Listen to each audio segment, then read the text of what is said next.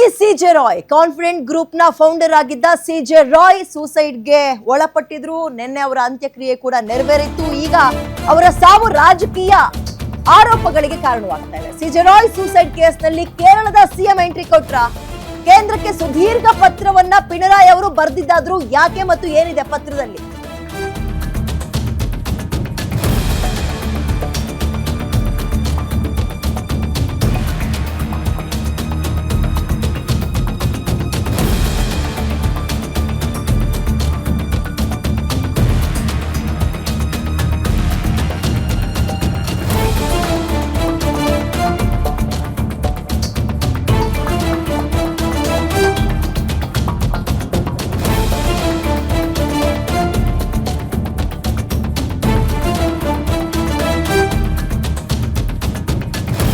ಕೇಂದ್ರಕ್ಕೆ ಸುದೀರ್ಘ ಪತ್ರವನ್ನ ಕೇರಳದ ಪಿಣರಾಯಿ ಅವರು ಬರೆದಿದ್ ಯಾಕೆ? ಏನಿದೆ ಆ ಪತ್ರದಲ್ಲಿ?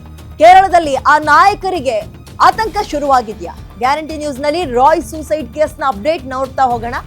ರಾಯ್ ಸೂಸೈಡ್ ಕೇಸ್ ವಿಚಾರಕ್ಕೆ ಕೇಂದ್ರಕ್ಕೆ ಇದೀಗ ಸಿಎಂ ಪತ್ರವನ್ನ ಕೇರಳದ ಸಿಎಂ ಪಿಣರಾಯಿ ಅವರು ಪತ್ರ ಬರೆದಿದ್ದಾರೆ.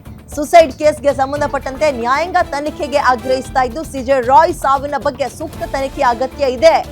ರಾಯ್ ಸಾವು ಹಲವು ಉದ್ಯಮಿಗಳಲ್ಲಿ ಆತಂಕವನ್ನ ಹೆಚ್ಚು ಮಾಡ್ತಾ ಇದೆ.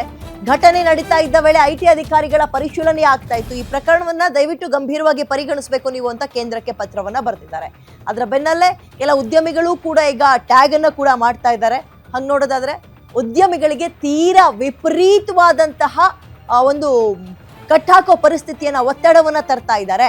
ಟ್ಯಾಕ್ಸು ಅಥವಾ ರೇಡು ಅನ್ನೋ ನೆಪದಲ್ಲಿ ಅವರಿಗೆ ಸಮಾಜದಲ್ಲಿರುವಂತಹ ಗೌರವವನ್ನ ತಗ್ಗಿಸುವ ಮತ್ತು ಪ್ರೆಷರ್ ಅನ್ನ ಕ್ರಿಯೇಟ್ ಮಾಡುವ ಕೆಲಸಗಳು ಆಗ್ತಾ ಇದೆ. ದಯವಿಟ್ಟು ಇದ್ರ ಬಗ್ಗೆ ಗಮನ ವಹಿಸಬೇಕು ಅನ್ನುವ ಆರೋಪ. ಅಷ್ಟಕ್ಕೂ ಸಿಜೆ ರಾಯ್ ಮೇಲೆ ಐಟಿ ಅಧಿಕಾರಿಗಳ ಕಣ್ಣು ಯಾಕೆ ಬಿತ್ತು? ಸಿಜೆ ರಾಯ್ಗೆ ಕೊಚ್ಚಿ ಫ್ಲಾಟ್ ಮಾರಾಟವೇ ಕಂಟಕ ಆಯ್ತಾ? ಮೂಲ ಬೆಲೆಗಿಂತ ಕಡಿಮೆ ಬೆಲೆಗೆ ಮಾರಾಟ ಮಾಡಿದ್ರು ಅನ್ನುವ ಆರೋಪ ಕೇಳಿಬಂದಿತ್ತು. ಈ ಮೂಲಕ ಸರ್ಕಾರಕ್ಕೆ ತೆರಿಗೆ ವಂಚಿಸಿದ್ದಾರೆ ಅನ್ನುವ ಆರೋಪ. ಈ ಹಿನ್ನೆಲೆ ಸಿಜೆ ರಾಯ್ ಹಿಂದೆ ಐಟಿ ಅಧಿಕಾರಿಗಳು ಬಿದ್ದಿದ್ರಂತೆ. ಇದೇ ಆರೋಪದಲ್ಲಿ ರಾಯ್ ಕಚೇರಿಗೆ ಎಂಟ್ರಿಯನ್ನ ಐಟಿ ಕೊಡುತ್ತೆ. ತೆರಿಗೆ ವಂಚಿಸಿರುವ ಕೇಸ್ನಲ್ಲಿ ಅರೆಸ್ಟ್ ಆಗೋ ಭೀತಿಯಿಂದಲೇ ಸೂಸೈಡ್ ಮಾಡ್ಕೊಂಡ್ರ ಗೊತ್ತಿಲ್ಲ. ಈಗ ಓಕೆ, ಟ್ಯಾಕ್ಸ್ ವಿಚಾರದಲ್ಲಿ ಏನೋ ಏರುಪೇರಾಗಿದೆ ಅನ್ನುವಂಥದ್ದು ಮೊನ್ನೆಯಿಂದಲೂ ಕೂಡ ಆರೋಪ ಕೇಳಿ ಬರ್ತಾ ಇತ್ತು. ಬಟ್ ಏನೋ ಏರುಪೇರಾಗಿದ್ರು ಏನಿದೆ ಆ ಡಿಫ್ರೆನ್ಶಿಯೇಟ್ ಅಮೌಂಟ್ ಅನ್ನ ಕಟ್ಟಿಸ್ಕೊಂಡು ಪೆನಾಲ್ಟಿ ಇದ್ರೆ ಅದನ್ನು ಹಾಕಿ ಹಣವನ್ನ ಕಟ್ಟಿಸ್ಕೊಂಡು ಅಥವಾ ಕೆಲವೊಂದು ವಸ್ತುಗಳನ್ನ ಸೀಸ್ ಮಾಡಿದ್ರೆ ಮುಗಿತಾ ಇತ್ತು. ಬಟ್ ಅಂತಹ ಒತ್ತಡ ಏನು? ಅನ್ನಬಾರ್ದ ಪದಗಳನ್ನ ಬಳಸಬಾರ್ದು ಪದಗಳನ್ನ ಬಳಸ್ತಾರೆ. ಕೆಲವೊಂದ್ಸಲ ಕೈ ಕೂಡ ಎತ್ತುತ್ತಾರೆ. ಇಂತಹ ಆರೋಪಗಳನ್ನ ಕೆಲ ಉದ್ಯಮಿಗಳು ಇತ್ತೀಚೆಗೆ ಬಾಯಿ ಬಿಡೋಕ್ ಶುರು ಮಾಡಿದ್ದಾರೆ. ಅಂತಹ ಒಂದು ಪ್ರೆಷರ್ನ ಕ್ರಿಯೇಟ್ ಮಾಡಿದ್ರ ಸಿಜೆ ರಾಯ್ ಅವರ ವಿಚಾರದಲ್ಲೂ. ಮತ್ತೊಂದು, ಈಗ ಸಾಮಾನ್ಯವಾಗಿ ನಮ್ಗಳಿಗೆ ನಾವೆಷ್ಟೇ ಆರೋಗ್ಯವಾಗಿದ್ರು ವರ್ಷಕ್ಕೊಂದ್ಸಲ ಜ್ವರ ಬರಲೇಬೇಕಂತೆ. ಅವಾಗಲೇ ನಾವು ಆರೋಗ್ಯವಾಗಿದ್ದೀವಿ ಅಂತ ಅದೊಂದು ಗುರುತು ಅಂತಾರೆ. ಹಂಗೆ ಉದ್ಯಮಿಗಳಿಗೆ ಈ ರೈಡ್ ಏನು ಹೊಸ ವಿಚಾರ ಅಲ್ವೇ ಅಲ್ಲ. ಅದರಲ್ಲೂ 12 ಸಲ ಇದೇ ಐಟಿ ರೈಡ್ ಅನ್ನ ಎದುರಿಸಿದ್ರು.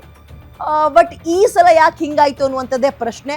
ಮಗದೊಂದು ಕಡೆ ರಾಜಕೀಯ ಆರೋಪ ಏನಪ್ಪಾ ಅಂತ ಹೇಳಿದ್ರೆ, ಸೆಂಟ್ರಲ್ನವರು ತಮ್ಮ ಅಧೀನದಲ್ಲಿರುವ ಈ ರೈಡ್ ಏಜೆನ್ಸಿಗಳನ್ನ ತಮ್ಮ ಏಜೆನ್ಸಿ ಅಂದ್ರೆ ಕೇಂದ್ರದ ಏಜೆನ್ಸಿಗಳ ರೀತಿಯಲ್ಲಿ ಬಳಸ್ಕೊಳ್ತಾ ಇದ್ದಾರೆ, ಪ್ರೆಷರ್ ಹೇರ್ತಾ ಇದ್ದಾರೆ. ಎಲ್ಲಿ ನಾನ್ ಬಿಜೆಪಿ ಪಕ್ಷಗಳು ಅಧಿಕಾರಕ್ಕೆ ಬಂದಿದಾವೋ ಅಥವಾ ಉದ್ಯಮಿಗಳು ನಾನ್ ಬಿಜೆಪಿ ಅವರಿಗೆ ಸಪೋರ್ಟ್ ಮಾಡ್ತಾರೋ ಫಿನಾನ್ಷಿಯಲಿ, ಅಂತವ್ರ ಮೇಲೆ ಟಾರ್ಗೆಟ್ ಇಡ್ತಾರೆ.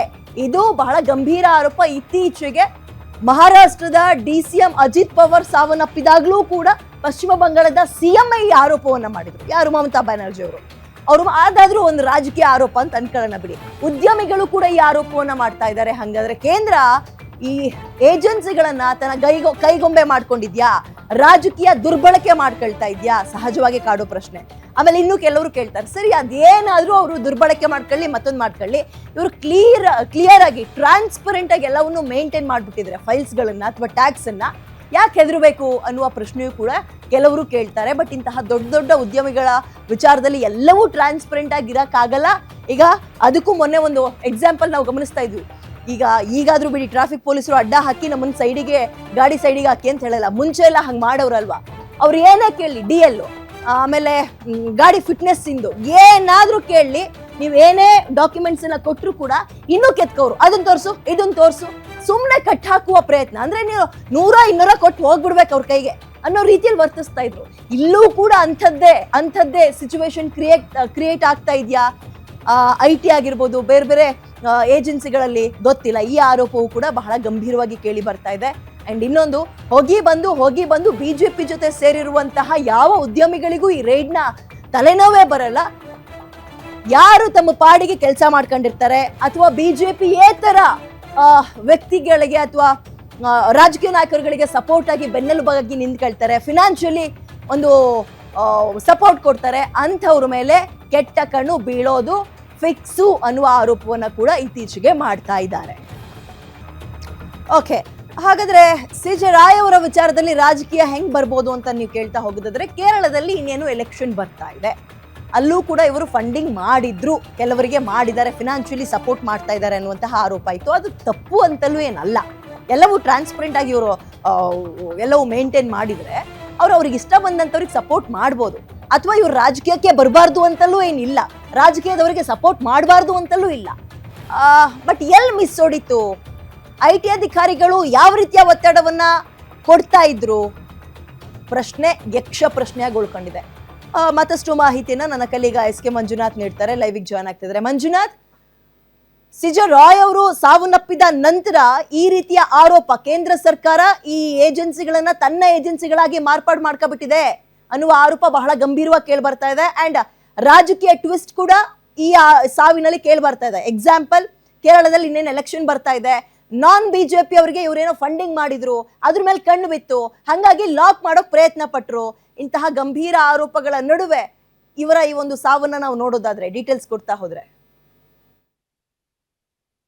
ಇಲ್ಲಿ ಏನು ಸಿ.ಜೆ. ರಾಯ್ ಅವರ ಆತ್ಮಹತ್ಯೆ ಪ್ರಕರಣಕ್ಕೆ ಸಂಬಂಧಪಟ್ಟಂತೆ ಒಂದು ಕಡೆ SIT ತನಿಖೆಯನ್ನ ಶುರುಗೊಳಿಸಿದೆ. ಈಗಾಗಲೇ ಅಶೋಕ್ ನಗರ ಪೊಲೀಸರು ಪ್ರಾಥಮಿಕವಾಗಿ ಕಲೆ ಹಾಕಿದಂತ ಮಾಹಿತಿಯನ್ನ ಪರಿಶೀಲನೆ ಮಾಡಿ ಒಂದು ಹಂತಕ್ಕೆ ಏನೆಲ್ಲ ಡೌಟ್ ಇದ್ದೇವೆ ಅದನ್ನ ಕ್ಲಾರಿಫಿಕೇಶನ್ ಜೊತೆಗೆ ಅದಕ್ಕೆ ಪೂರಕವಾದಂತ ಸಾಕ್ಷಿಗಳನ್ನ ಕಲೆ ಹಾಕೋದಕ್ಕೆ SIT ತಂಡ ಚುರುಕಿನ ತನಿಖೆಯನ್ನು ಕೈಗೊಂಡಿದೆ. ಇದರ ನಡುವೆ ಕೇಂದ್ರ ಸರ್ಕಾರಕ್ಕೆ ಒಂದು ಪತ್ರವನ್ನ ಬರೆದಿರ್ತಕ್ಕಂಥದ್ದು, ಅದು ಏನು ಈ ಉದ್ಯಮಿಗಳ ಮೇಲೆ ಆಗ್ತಕ್ಕಂಥ IT ರೈಡ್ಗೆ ಸಂಬಂಧಪಟ್ಟಂತೆ ಒಂದು ಆತಂಕ ಭರಿತವಾದಂತ ಒಂದು ಪತ್ರವನ್ನ ಬರೆದಿದ್ದಾರೆ. ಈ ಒಂದು ಪ್ರಕರಣವನ್ನ ಏನು ಯಾವುದೋ ಒಂದು SIT ತನಿಖೆ ಅಥವಾ ಒಂದು ಬೇರೆ CID ತನಿಖೆಗೆ ವರ್ಗಾವಣೆ ಮಾಡೋದಕ್ಕಿಂತ ಮುಂಚಿತವಾಗಿ ಇದರ ಗಂಭೀರವನ್ನ ಮತ್ತೆ ಇದ್ರ ಹಿಂದೆ ಇರ್ತಕ್ಕಂಥ ಆಳ ಮತ್ತೆ ಅಗಲವನ್ನ ಮತ್ತೆ ಸತ್ಯ ಶೋಧನೆಯನ್ನ ನಡೆಸೋದಕ್ಕೆ ಇದನ್ನ ನ್ಯಾಯಾಂಗ ವಶಕ್ಕೆ ಕೊಡ್ಬೇಕು, ನ್ಯಾಯಾಂಗ ತನಿಖೆಗೆ ವಹಿಸಬೇಕು ಅಂತಕ್ಕಂಥ ಒಂದು ಪತ್ರವನ್ನ ಬರೆದು ಮನವಿಯನ್ನು ಸಹ ಮಾಡ್ಕೊಂಡಿದ್ದಾರೆ. ಇಲ್ಲಿ ಒಂದು ಎಲೆಕ್ಷನ್ ಇರ್ತಕ್ಕಂಥ ಹಿನ್ನೆಲೆಯಲ್ಲಿ ಸುಮಾರು 1,500 ಕೋಟಿಯನ್ನ ಫಂಡ್ ಮಾಡ್ಬೇಕು ಅಂತಕ್ಕಂಥ ಒಂದು ಬೇಡಿಕೆಯನ್ನ ಇಟ್ಟಿದ್ರು ಅಂತಕ್ಕಂಥದ್ದು ಕೇರಳ ಎಲೆಕ್ಷನ್ಗೆ. ಆದ್ರೆ ಆ ಬೇಡಿಕೆಯನ್ನ ಯಾರಿಟ್ಟಿದ್ರು? ಇಲ್ಲಿ ಈಗಾಗಲೇ ಸಿ.ಜೆ. ರಾಯ್ ಅವರು ಸಾಕಷ್ಟು ಹಣವನ್ನ ಉದ್ಯಮಗಳ ಮೇಲೆ ಹಾಕಿದ್ದಾರೆ, ಅಂಡರ್ ಕನ್ಸ್ಟ್ರಕ್ಷನ್ ಅಲ್ಲಿ ಇದಾವೆ, ಹೀಗಾಗಿ ಆತನಿಗೆ ಹಣವನ್ನ ಒದಗಿಸೋದಕ್ಕೆ ಆಗ್ತಾ ಇಲ್ಲ. ಆದ್ರೆ ಅವ್ರು ಯಾವ ರೂಪದಲ್ಲಿ ಹಣವನ್ನ ಕೇಳಿದ್ರು ಅಂತಕ್ಕಂಥದ್ದು, ಪಾರ್ಟಿ ಫಂಡ್ ಅಥವಾ ಈ ಎಲೆಕ್ಷನ್ಗೆ ಹಂಚೋದಕ್ಕೆ ಯಾವುದಾದ್ರೂ ಆದಾಯ ಮೂಲಗಳನ್ನ ಅಥವಾ ಬ್ಲಾಕ್ ಮನಿಯನ್ನ ಕೇಳಿದ್ರ? ಈ ಎಲ್ಲಾ ಪ್ರಶ್ನೆಗಳು ಸಹ ಕೇಳಿ ಬರ್ತಾ ಇದಾವೆ. ಹೀಗಾಗಿ ಈ ಒಂದು ಪ್ರಕರಣಕ್ಕೆ ಸಂಬಂಧಪಟ್ಟಂತೆ ಸಾಕಷ್ಟು ಉದ್ಯಮಿಗಳು, ಇದೇ ರೀತಿಯಾದಂತಹ ರಿಯಲ್ ಎಸ್ಟೇಟ್ ಉದ್ಯಮಿಗಳಿರ್ಬೋದು, ಬೇರೆ ಬೇರೆ ಉದ್ಯಮಿಗಳಿರ್ಬೋದು, ಎಲ್ಲರೂ ಸಹ ಆತಂಕಕ್ಕೆ ಒಳಗಾಗಿದ್ದಾರೆ. ಹೀಗಾಗಿ ಇದನ್ನ ತಪ್ಪಿಸೋದಕ್ಕೆ IT ಅಸ್ತ್ರವನ್ನ ಬಳಸ್ಕೊಳ್ತಾ ಇದ್ದಾರೆ. ಹಾಗಾಗಿ ಕೇಂದ್ರದ ಸಂಸ್ಥೆಗಳಾದಂತ IT ಇರ್ಬೋದು, ED ಆಗಿರ್ಬೋದು, ಇವೆಲ್ಲವೂ ಸಹ ದಾಳಿ ಮಾಡೋದಕ್ಕಿಂತ ಮುಂಚಿತವಾಗಿ ಪೊಲಿಟಿಕಲ್ ರೀಸನ್ ಇರ್ಬೋದು, ನೋಟಿಸ್ ಇರ್ಬೋದು, ಇವೆಲ್ಲವನ್ನ ಸಹ ಕೊಟ್ಟು ಈ ಒಂದು ಆತಂಕದಿಂದ, ಯಾಕಂತಂದ್ರೆ ನಾಳೆ ಯಾವ್ದೋ ಒಬ್ಬ ಉದ್ಯಮಿ ರೈಡ್ ಆಗ್ಬೋದು ಅಂತಕ್ಕಂಥ ಒಂದು ಭೀತಿಯನ್ನ ವ್ಯಕ್ತಪಡಿಸ್ತಾರೆ. ಈಗ ಥ್ಯಾಂಕ್ ಯು ಡೀಟೇಲ್ಸ್ಗೆ.